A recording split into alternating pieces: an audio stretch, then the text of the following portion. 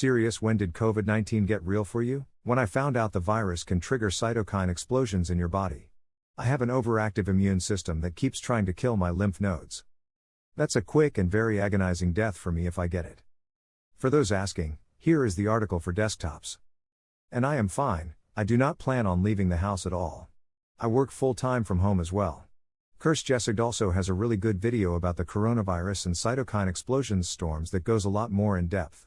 Pretty much they happen, but at a lesser rate than the Spanish flu. When we were pulled in by management and told that A, all non-essential research was stopped, B, COVID-19 research would be started in the next 2 weeks, and C, asked to fill out a form detailing our full range of expertise for potential redeployment. It was quite a stark wake-up call 2 weeks ago. Autocorrect still hasn't learned the word COVID, instead wants me to research ravens etc. in work. Hey guys, much like you, I love reading people's stories on Ask Reddit. Unfortunately, there's a lot of weird middle school level, just thought experiment type hypotheticals like nice try Baskin Robbins. I don't find this compelling, so that's why I've made it my mission to trawl and crawl through Ask Reddit and find the very best content and put it in your ears. That's why I'm begging you, like and subscribe. If there's anything I can do to help you out, give you the kind of content that you crave to help you get through your workday, let me know in a comment. But please like and subscribe.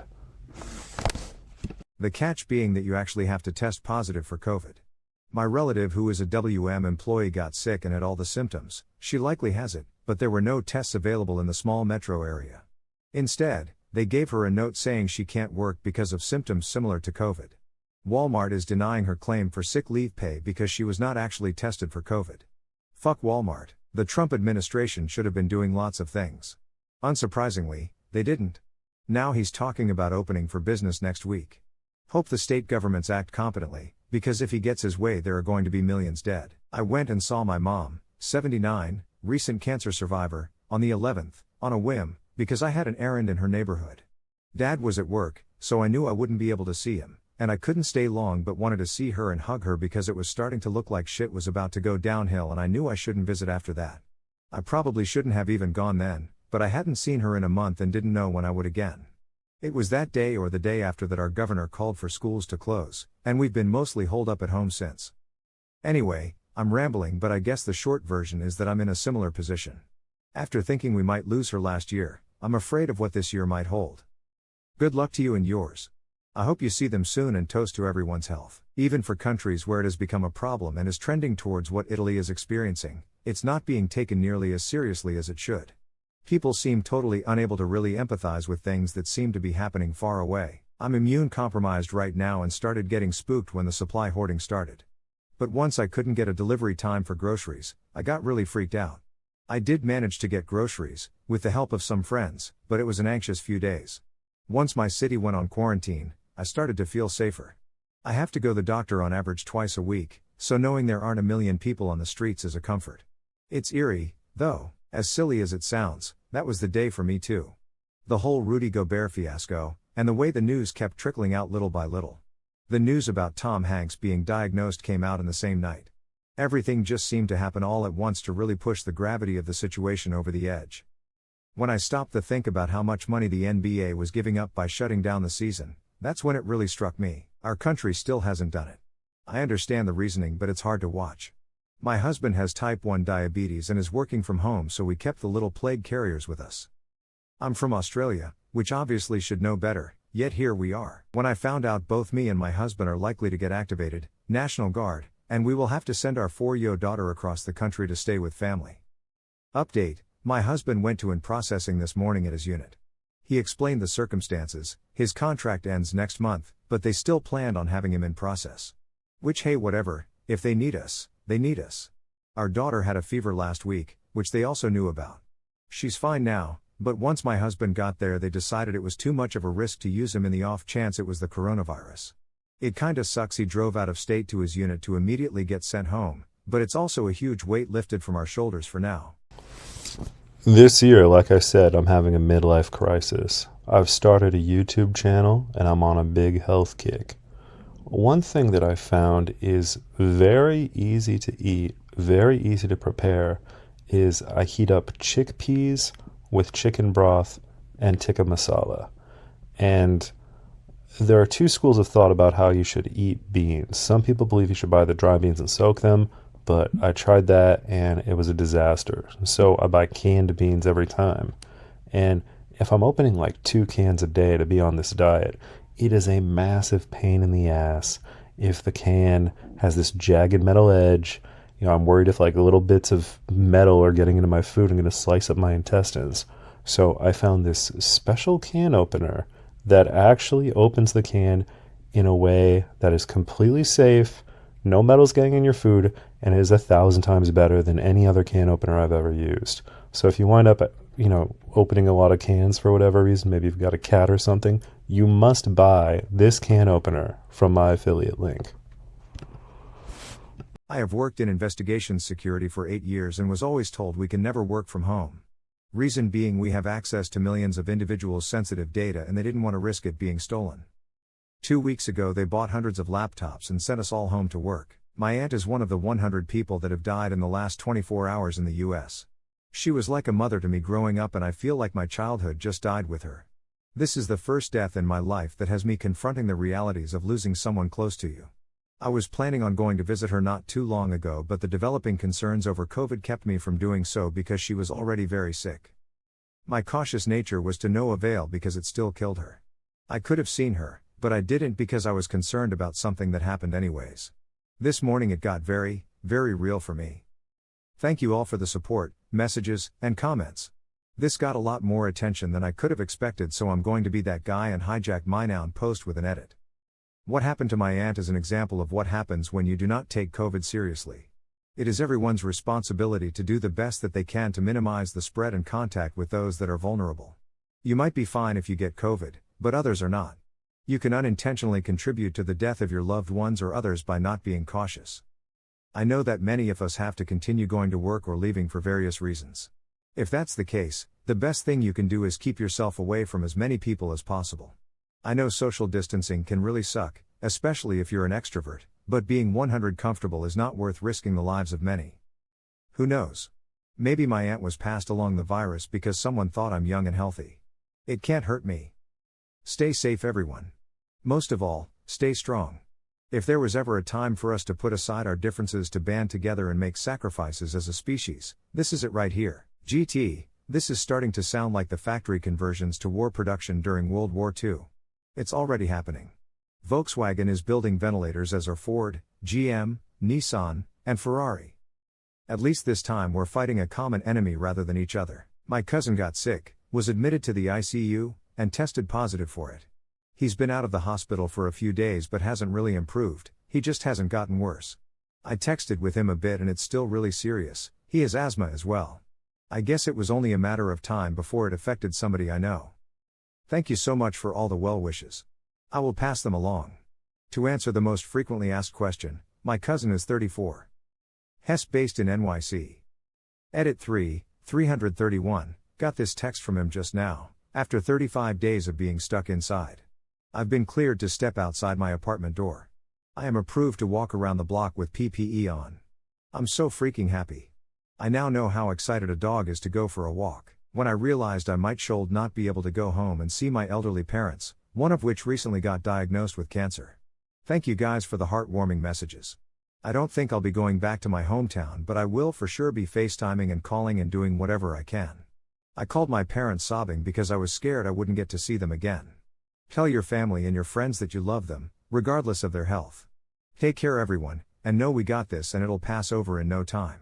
Much love from Seattle. This is mine. I work for a payroll company, one of the largest. They just sent 4,000 employees home. We were asking for it. Demanding it actually, and then they did. I woke up the next morning and looked at my sleeping kids whose school is cancelled for the rest of the year and just felt panic sit in. I'm thankful I have a job, but goddamn am I scared. I'm a nurse. I am sincerely dreading next week. I feel like I'm fighting a forest fire with a garden hose. I am overwhelmed by your responses. In times like these, it is so helpful to know that nurses are being supported. This will be one of the defining moments of our lives. Think carefully about your response. Please keep in mind that while everyone is getting cabin fever with this quarantine, Many healthcare professionals are choosing to isolate themselves for longer periods of time. Every time we go to work, we are potentially exposed. Myself and coworkers take this very seriously, and we will continue to isolate and distance ourselves as appropriate. We will take a huge emotional toll in doing this. Please be kind.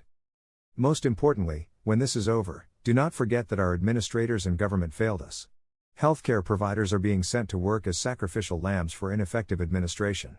We signed up to work with sick and contagious patients, but none of us signed up to work in unsafe conditions. Support legislation for the protection of healthcare workers, and insist that we have proper pandemic precautions in place for next time. I want to help you. I don't want to die for you. Thanks again, Reddit. Your words mean a lot.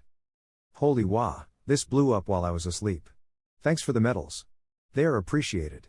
But instead of spending money on Reddit, send pizza to your local hospital workers. Additionally, we are in a huge blood shortage right now, so please call your local blood bank to see if you can donate blood while maintaining social distancing. My girlfriend is a wildlife virologist. When she started constantly reading articles during her free time, maybe mid-February or so, I realized it was the real deal. When cases popped up a few miles from my elderly, immune-compromised father's home, I started being truly scared for him and others. When my boss told me that I will be working from home for 8 to 12 weeks. Yes. I could have been laid off. The question was when it got real, not what's the worst things to come from it. Though, this is pretty bad for me, as I have treatment-resistant depression that I manage by staying active and busy. Wednesday, March the 11th.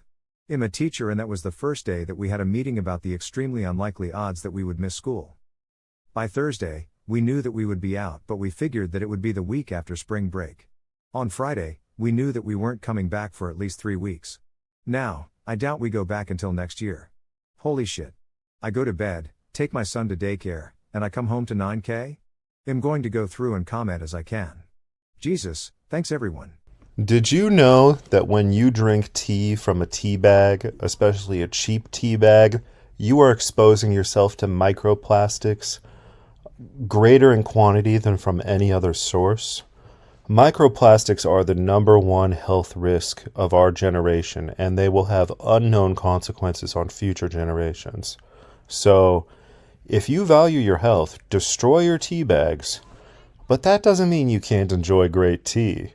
I'm going to post affiliate links for my own homebrew loose leaf tea concoction that I drink every single day. It has no microplastics, and it honestly tastes better than tea from a tea bag ever did.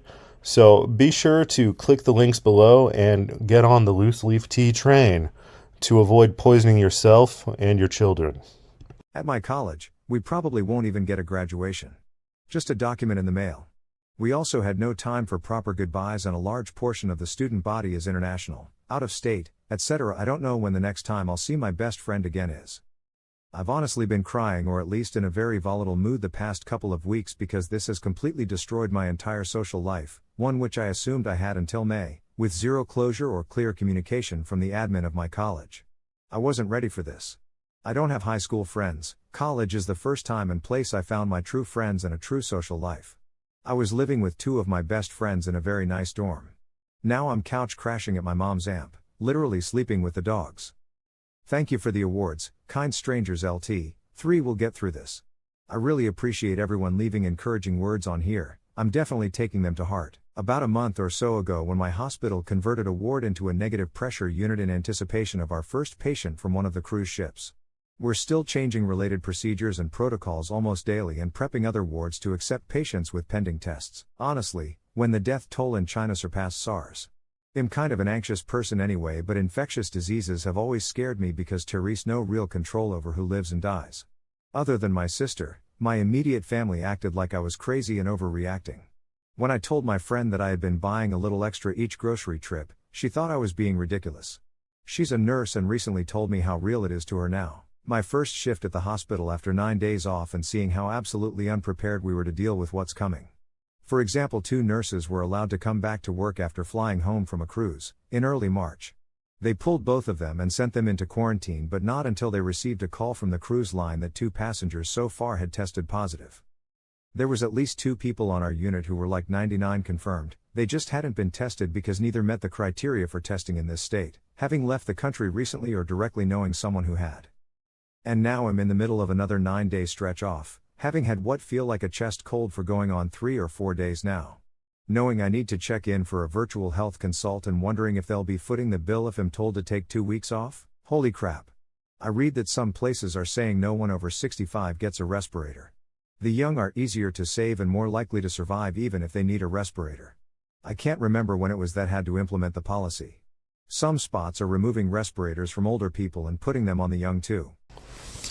This year, like I said, I'm having a midlife crisis. I've started a YouTube channel and I'm on a big health kick. One thing that I found is very easy to eat, very easy to prepare, is I heat up chickpeas with chicken broth and tikka masala. And there are two schools of thought about how you should eat beans. Some people believe you should buy the dry beans and soak them, but I tried that and it was a disaster. So I buy canned beans every time. And if I'm opening like 2 cans a day to be on this diet, it is a massive pain in the ass if the can has this jagged metal edge. I'm worried if like little bits of metal are getting into my food and going to slice up my intestines. So I found this special can opener that actually opens the can in a way that is completely safe, no metal's getting in your food, and it is 1,000 times better than any other can opener I've ever used. So if you wind up, opening a lot of cans for whatever reason, maybe you've got a cat or something, you must buy this can opener from my affiliate link.